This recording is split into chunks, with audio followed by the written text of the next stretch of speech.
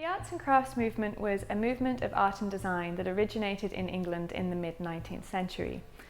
Based mainly on the writings and ideas of John Ruskin and taken up by William Morris, who is the most famous protagonist of the arts and crafts movement in this country, the arts and crafts movement was based on ideas of handwork and handcraft. Morris believed that craftspeople should have dignity in their work, they should be properly paid and should take real satisfaction in the things that they've produced. The arts and crafts movement is also characterised by simplicity of design and truthful use of materials.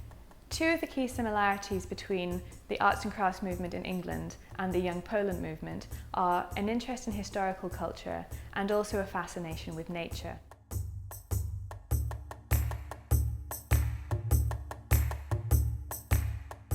Young Poland movement originated in Kraków, and Kraków was its real capital. At that time it was a provincial city in Austrian Empire. Nevertheless, for Polish people it was a spiritual center of their nation. Because of the vivid art scene, here the young movement could originate. And it took its name precisely from this young scene, therefore it's Young Poland, and it spoke about the rebirth. So this metaphor of being young in such a historic city was presenting precisely the tradition as the source of revival of the new modern spirit of Poland. With all its interest for national culture, the Young Poland artists were also extremely versatile in international inspirations, including Great Britain. British culture has not played a major part in Polish cultural history until then. And this is precisely the moment when the discovery of arts and crafts movement and vernacular inspirations are becoming a very important part of the Polish cultural scene. For Polish artists and designers, John Ruskin and William Morris especially provided a model of art that is national but also has a social message. In our context, it also had a political message of looking for regaining independence. Among the most important priorities of Young Poland artists was the idea of transforming surrounding of humankind. And it meant that our life will be better because it will be surrounded by beauty. But to achieve this, they very much said that this is not just about fine arts, it's especially about applied arts, because the applied arts are the careers of beauty into everyday life. And as such, it corresponded very much with the arts and crafts movement ideals. And the scale of their interest is enormous. They design every element of household, every element of the architectural setup, every element of dress. And they see it as a process of so-called democratization of beauty. Beauty has to be democratic, has to be available to everyone. And it also meant that the upper and middle and lower classes are joined together in praising the same type of Polish beauty. So they become a unified nation. The growth of Young Poland was possible because of the pre-existing artistic phenomena in Kraków that really originated back to the 1850s. This is the moment when Jan Matejko is beginning his artistic career. He was the artist who elevated painting to the status of national art. Matejko was also an extremely influential teacher. He was able to find excellent young people, and among his students were precisely the leaders of Young Poland, Stanisław Wyspiański, Józef Mehofer, Jacek Malczewski. And this is thanks to Matejko that this movement could start in Kraków.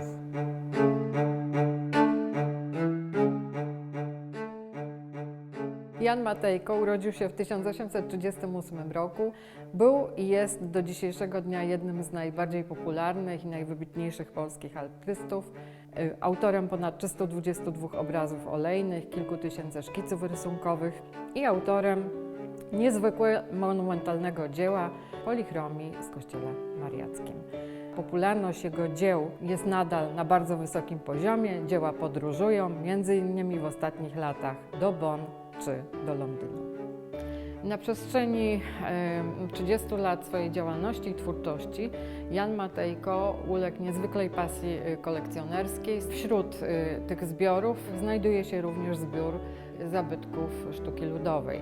Są to zarówno tkaniny, jak i dodatki do stroju, pasy, przedmioty użytkowe i biżuteria ludowa. Wiele przedmiotów ze zbioru etnograficznego posłużyło również malarzowi jako rekwizyty przy tworzeniu zjawiskowych wizerunków 149 aniołów, które pojawiają się w kościele mariackim, hafty ludowe, pasy huculskie, biżuteria ludowa. Do tej wielkiej realizacji zaprosił swoich 2 uczniów. Stanisław Wyspiański i Józef Mehofer przenosili wielkie kartony Jana Matejki na ścianę w prezbiterium.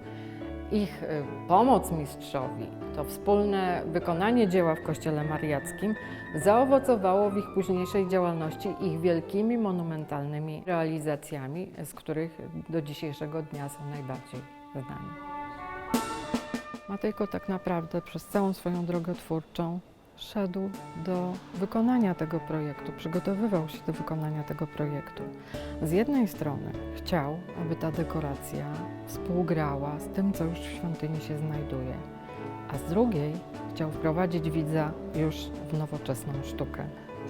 Udekorował kościół, wypełniając każdą przestrzeń ornamentami geometrycznymi, jak i roślinnymi, ale wreszcie stwarzając niezwykłą wizję chórów anielskich, przede wszystkim w prezbiterium kościoła. Jeśli chodzi o strój, te anioły są bardzo modernistyczne. Wśród tej zielonej, nasyconej roślinności pojawiają się kwiaty, pojawiają się kiście winogron, pojawia się świat ptaków rajskich. Jedne pochodzą z terenów Polski. To są kosy, wilgi, a inne to rzeczywiście ptaki, które można widywać w innych częściach świata. Kościół z ciemnego, może i nieco okopconego, stał się kościołem rozjaśnionym, rozzłoconym, niezwykle barwnym i rozśpiewanym przez te chóry anielskie.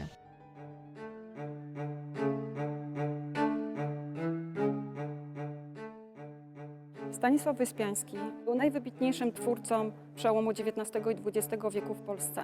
Po malowaniu kościoła mariackiego wyruszył w wielką podróż przez całą Europę do Paryża. Po kilku latach studiów wrócił w roku 1895 i podjął się swojego najwybitniejszego dzieła pomalowania kościoła franciszkanów. W ciągu kilku miesięcy, bo właściwie od czerwca do grudnia, wykonuje gigantyczną pracę. Wykonywał kartony pastelowe, wcześniej akwarelowe, a następnie przy pomocy przepruch i przy pomocy czernidła te wzory były przenoszone na ścianę. Na ścianie w części transeptu, część dolna kratownicy zielonej pokryta jest bratkami. Widać na przykładzie bratków, co Wyspiańskiego inspirowało, bo to, co jest na ścianach kościoła franciszkanów, to jest tylko i wyłącznie polska roślinność, czyli kwiaty spotykane najczęściej na łąkach. Skończone dzieło było bardzo kontrowersyjne, przede wszystkim same motywy, czyli te motywy ludowe oraz motywy roślinne. Użycie rysów kobiety, zwykłej kobiety do rysów Matki Boskiej z Dzieciątkiem, to wszystko było niespotykane tutaj. Na malowidłach widać wyraźnie przeskalowanie, czyli tendencję Wyspiańskiego do powiększania kwiatów do granic olbrzymów. Przy okazji też widać ulubioną paletę artysty, czyli zielony kolor charakterystyczny dla tej części akurat kościoła, ale przede wszystkim ten błękit w bratkach. Cała jego pracownia była pomalowana właśnie na ten kolor. Po ukończeniu prac malarskich w kościele franciszkanów otrzymuje drugie gigantyczne zlecenie w tym kościele, wykonanie 7 projektów witrażowych. Są to witraże absolutnie awangardowe, niespotykane, pędzące już w kierunku zupełnie sztuki ekspresyjnej, sztuki wręcz kubistycznej, art deco, czyli zupełnie w tym czasie niespotykanej na tych terenach. No i są wizyjne, niesamowicie wizyjne. Wyspiański już próbował takiej wizji w witrażu zastosować w katedrze wawelskiej, ale wtedy mu się to niestety nie udało. Witraż Bóg Ojciec przedstawia moment aktu stworzenia świata, czyli Bóg wyłania świat z chaosu. Drugą ręką natomiast, którą unosi nad głową i jest to ręka ewidentnie wzorowana na geście Boga Ojca z fresków Michała Anioła, karze lud. Bóg Ojciec przypomina rodzaj takiego barwnego, kolorowego ptaka wręcz, To też jest bardzo ciekawe i niesamowite, też cięte są szkła. Proszę zwrócić uwagę, że te szkła są wręcz pionowe, długie, bo to jest zupełnie inny sposób myślenia o witrażu niż dotychczasowy witraż, który składał się z małych przecież szklanych tafli. Ma absolutnie charakter malarski. To jest świetlisty obraz w ścianie. Among the outstanding phenomena in Young Poland period was the cooperation between artists and craftsmen. This is quite unique in Polish cultural history until then, that artists handed over their talents to craftsmen, but also learned from craftsmen about their craftsmanship and the production of objects. The idea to work together with craftsmen also is rooted in arts and crafts tradition. And it's important to remember that craftsmanship was very well developed in Kraków and the area. Therefore, the artists had also a lot of partners to choose from. The idea that craftsmen will learn from artists was equally important, vice versa, that precisely artists will understand better their work when they look at how it is produced. Julian Nowak, profesor nauk medycznych, był mecenasem wielu artystów działających w Krakowie i on zaprosił Stanisława Wyspiańskiego do realizacji wnętrza siedziby Domu Towarzystwa Lekarskiego. Towarzystwo Lekarskie miało połączyć się w tym czasie z Towarzystwem Astronomicznym, stąd pomysł, by postacią spinającą te dwa towarzystwa był Mikołaj Kopernik. I temu twórcy miał być poświęcony główny witraż na klatce schodowej. Pierwszym pomysłem Wyspiańskiego na witraż był medalion z podobizną Mikołaja Kopernika, ale projekt nie przypadł do gustu Julianowi Nowakowi, który stwierdził, że mógłby wymyśleć coś bardziej wyrafinowanego i cięższego. Wyspiański, oburzony odrzuceniem tego rysunku, postanowił w ogóle nie realizować tego witrażu, ale po jakimś czasie przyniósł już gotowy, niewielki ołówkowy rysunek, w którym już dokładnie był wyrysowany pomysł na wielki karton. Pomysł ten przypadł do gustu Julianowi Nowakowi i został zrealizowany w szkle. Postać przedstawiona na witrażu to przede wszystkim symboliczny portret Mikołaja Kopernika, ale też na pewno portret Apolla, Słońce, czyli Boga Mus. Świadczy o tym chociażby lira przywiązana do jego pleców. Motyw liry i jej elementów zdobniczych wykorzystał Wyspiański przy dekoracji przedmiotów użytkowych w sali posiedzeń i w sali biblioteki Domu Lekarskiego, szaf, portali czy elementów np. stołu czy krzeseł. Przy pracy nad Towarzystwem Lekarskim Wyspiańskiemu pomagał zespół rzemieślników, m.in. na przykład zakład ślusarski Józefa Góreckiego, który był odpowiedzialny za wykonanie mosiężnej balustrady. Wyspiański przywiązywał wagę do detalu, jak bardzo interesowało go właściwe wykonanie jego projektu, świadczy model pojedynczego przęsła, który Wyspiański wykonał dla Góreckiego, by balustrada była idealna.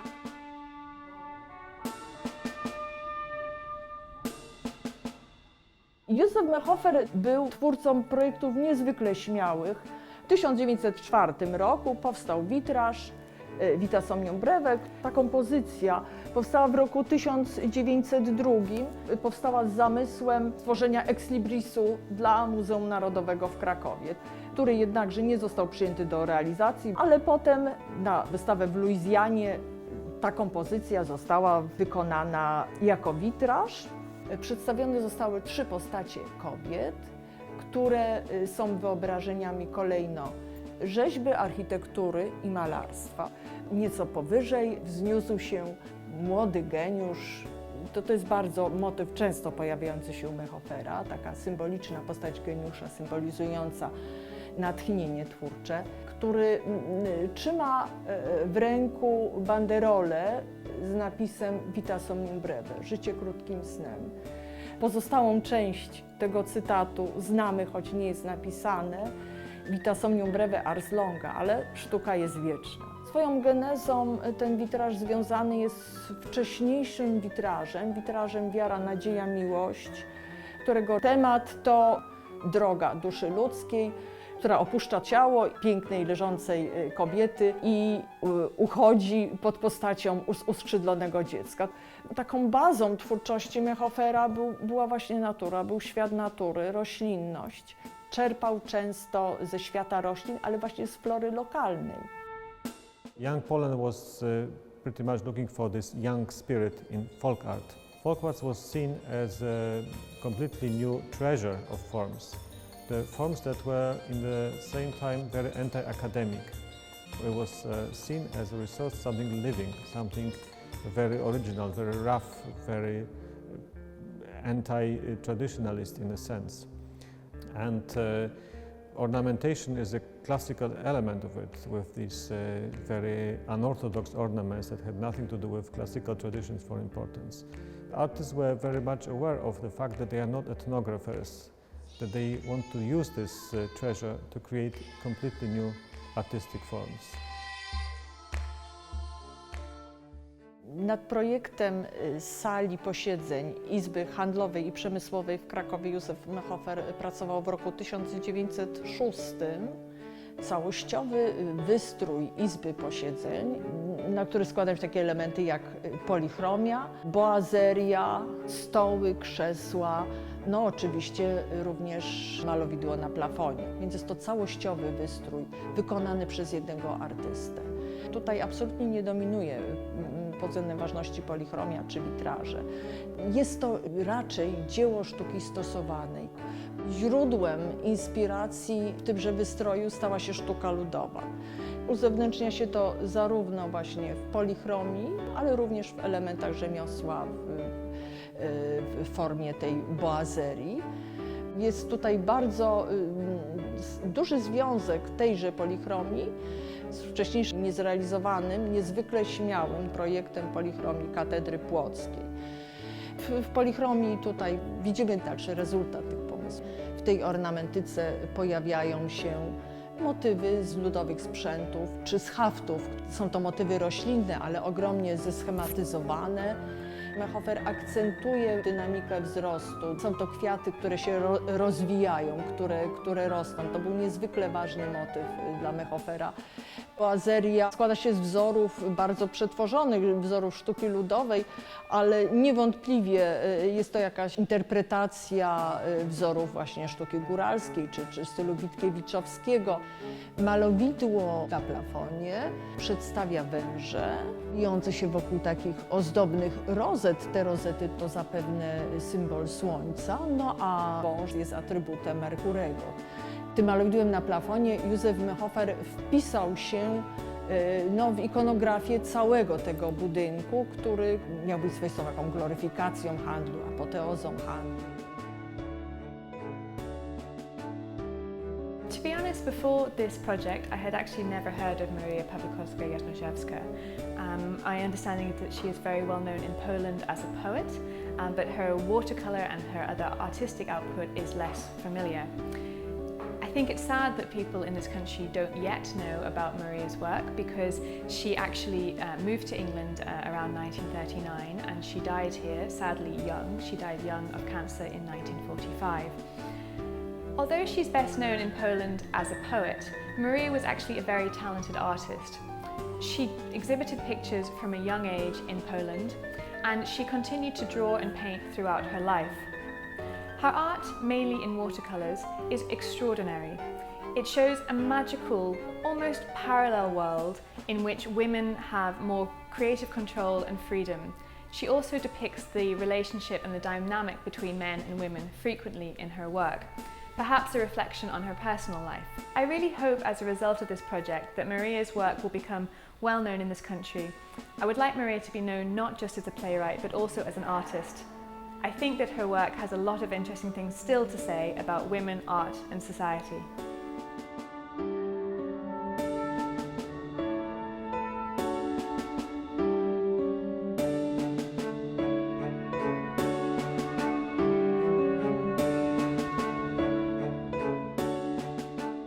As with the English arts and crafts movement, there were many significant female designers within Young Poland, particularly at the Krakow workshops. It was important for me to show Maria Pawlikowska-Jasnorzewska's work as an example of a female artist working at this time. Maria had success as an artist, and it's important to recognise the fact that although male achievements are better known in this movement, there were of course many women working behind the scenes and publicly to contribute to the Young Poland movement. Kraków workshops, warsztaty krakowskie, were founded here in Kraków in 1913. This was precisely an organization that joined together artists, craftsmen people, but also art historians and art critics who supported the idea of revival of national design and national applied art. The workshops ran their own workshops, model workshops, where they employed craftsmen from Kraków and the area. And precisely the artists came with their designs to be executed, but also adapted them according to what the craftsmen people told them. This was also used in a way to promote those media in applied arts that were so far seen as less important. We're talking here about textiles, kilim, especially the technique of kilim was very much a Polish specialty, and it is until today. And also the technique of batik decorations that was brought to Kraków by Antoni Buszek. And Buszek was very careful in choosing the artists who work with him. And he chose young female designers from the areas near Kraków, peasant women, who he saw had sort of inborn talent for design. And this is precisely what he wanted to learn from them, how this original, very unusual designs that were preserved in folk art can be adapted to this new technique of batik, and through it the new art can origin.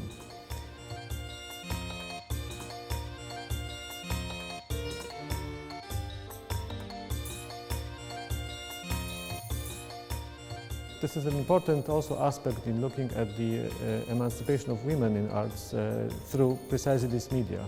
And this became a speciality also after First World War as the Young Poland movement faded away, but the tendencies that originated in the Young Poland movement redeveloped when precisely the female artists became an important factor in creating the Polish national design. Not just Kraków was the place where all these phenomena happened. Nearby, in a very small town called Czernichów, Antonina Sikorska, a female designer, ran a quite extensive weaving workshop where designs of major artists were executed.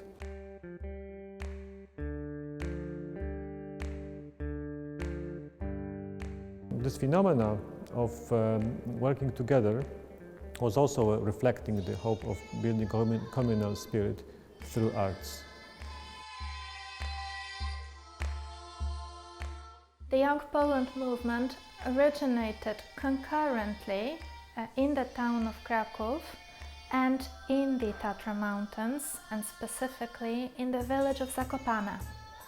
Thanks to the efforts of Dr. Tytus Chałubiński, the village of Zakopane gained the status of a health spa and simultaneously became known as the summer capital of Poland.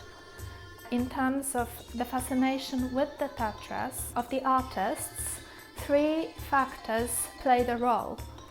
Natural beauty of the Tatras, the fact that the Tatras were a great wilderness, which is why they were not easy to police by the partitioning powers. And lastly, because of the local indigenous population of Highlanders, they had very rich architectural and craft traditions, including building wooden huts, embroidery, weaving and wood carving, which were considered by Witkiewicz as the primeval repository of Polishness. Witkiewicz first encountered Podhale Highlanders heritage in 1886 when he was visiting Zakopane for treatment for his tuberculosis. From that time, he only thought to come to Zakopane and settle for good. And he had in mind that in Poland there should be a national style. He decided to think and to develop a style which would be based on the Highlander local architecture and ornamentation, but which would be adapted to the needs of wealthy people to build big villas. Soon, the first villa in the Zakopane style was built. It was Koliba Villa, after the success of Koliba Villa, Witkiewicz continued to design villas in the Zakopane style. This is Oksha Villa, the third design of Witkiewicz in the Zakopane style. Then he thought that the Zakopane style would also fit very well as a style for church architecture, and he designed two chapels, John the Baptist Chapel, part of the parochial church of Zakopane. The other chapel is a very picturesque chapel in Jaszczurówka.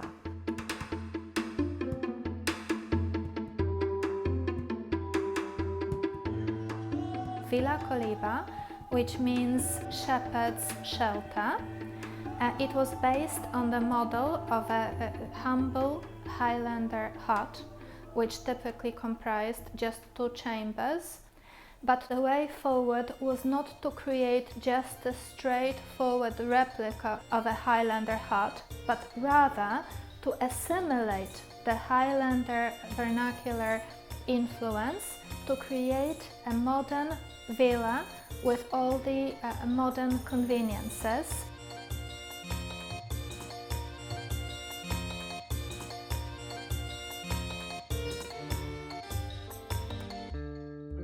Witkiewicz was very successful at engaging the local Highlander craftsmen as well as professional architects, and because of his charisma and his vision, he in fact started a national design movement with Zakopane-style buildings, designs and dresses proliferating in all parts of the Polish lands.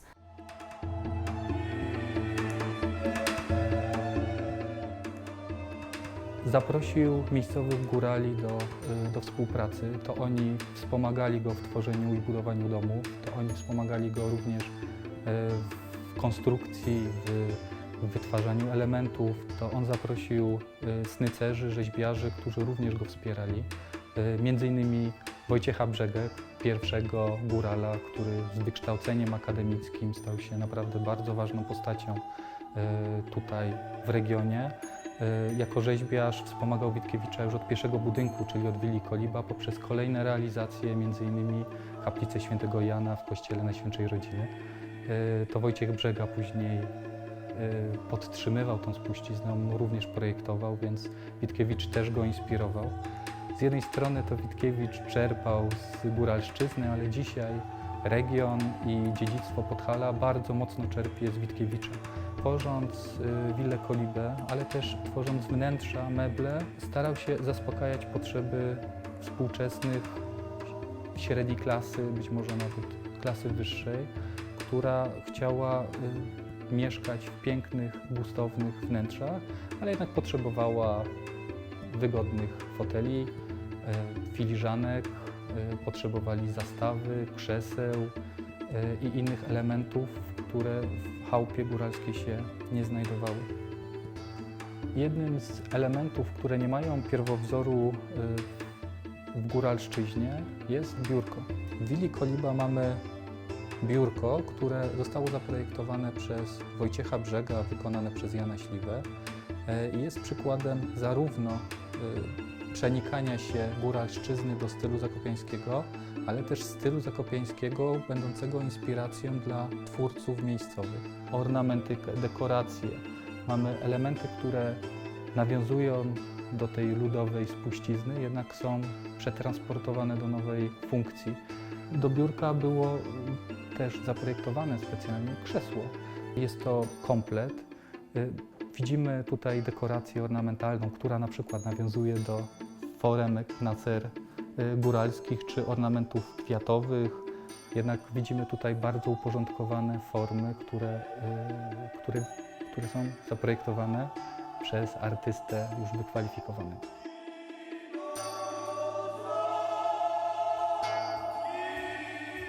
An underlying idea of Witkiewicz's Zakopane style was cultural democracy. He elevated the everyday surroundings of the humble Highlanders to become the most sought after standard of aesthetic beauty for the rich, for the great, for the eminent. He didn't know about the existence of Ruskin or Morris. He only found out about the theories of the British reformers in 1898. But when he did, he said that in fact, unknowingly, he had implemented the aspirations of those British reformers in the Podhale region. Following Witkiewicz's decade-long championship of the Podhale Highlanders material culture, other artists turned their attention to the same topic. For example, Stanisław Wyspiański made one trip to Zakopane in 1902, and he subsequently designed a couple of Zakopane-style chairs, a wall frieze inspired by Highlander objects, as well as the whole scenography of one of his most famous plays.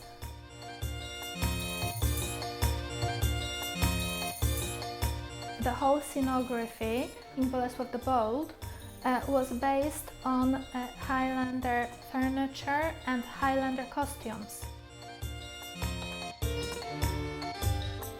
Karol Kłosowski is my favorite young Poland artist.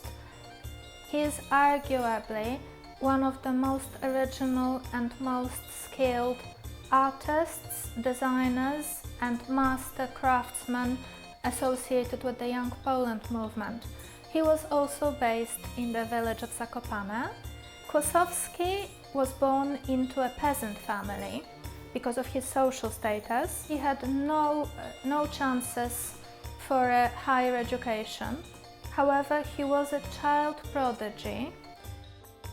He was incredibly talented at drawing, and it was thanks to his artistic skill that he was offered a series of scholarships to study at the best vocational craft schools and art academies in the Polish lands and abroad.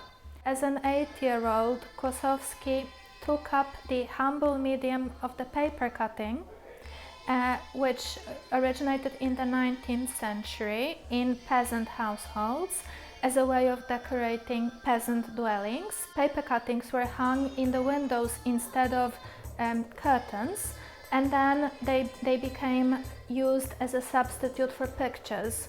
Kłosowski mastered the art of paper cutting so well that very soon he was paid good money to decorate peasant weddings with paper cuttings.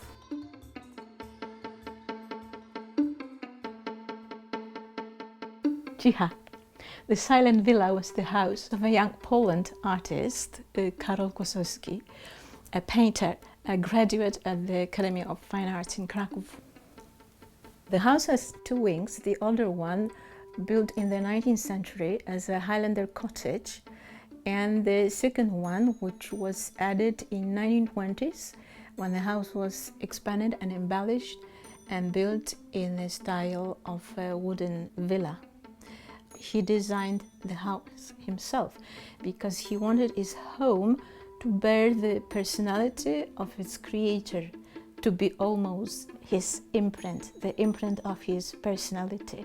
Thus everything, the decorations outside and inside the house, like paintings, paper cutouts, the ornaments carved in wood or painted on stoves, even items of everyday use, such as a wooden ironer for ironing things, or a wooden clock, or a salt bowl, or children's sleigh, were made by him. And even the garden was also designed by him. It was a complete work of this same artist. Grandfather's important place in creating art is cutting out. The design was so subtle of these paper cutouts that people often ask him how he had made them. He said that he had made them with shears for shearing sheep, and he was so serious that people believed him, and it was the only practical joke that he played on the people. bobbin lace designs made grandfather famous abroad. It was at the time when he was a teacher at the lace making schools, teaching design and ornamentation. When he retired, he continued his artistic creativity in his villa, in the silent villa, the door of which he opened to everyone. Everybody could enter the house because he liked people very much, and also he wanted to promote the Polish culture, the culture of the region, and he did it with great success because people were very impressed with his art and with the house in general. They often said that the atmosphere of the house was very unusual and the beauty of the house was very unusual, different from the houses that they had already visited or they had already seen. I would say that it is true, and for me the house was unusual and the house is different because it is still emanating grandfather's spiritual warmth.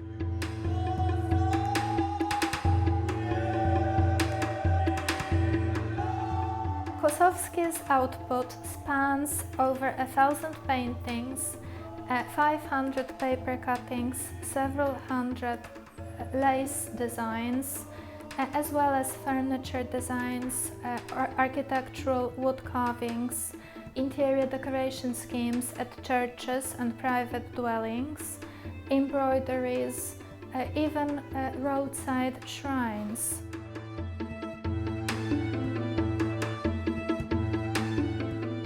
Kosowski can be considered as the last young Poland artist because he lived until 1971, and despite all the political changes and changes in taste, he continued with his young Poland iconographic motifs until the end of his life.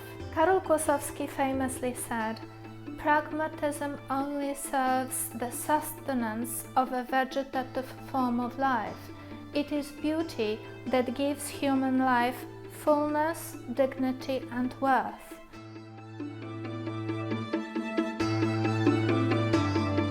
Polish culture lives in the shadow of young Poland from the early 20th century until today.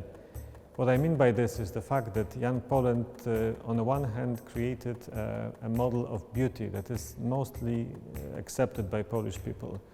A lot of young Poland artists are the standards of beauty in Polish cultural life. They are also the most popular artists in a sense that their language is still speaking to contemporary public. They left us with very important definition of national art that has national content, speaks about national traditions, and is doing it in a very contemporary, very international form that is understood not just in Poland.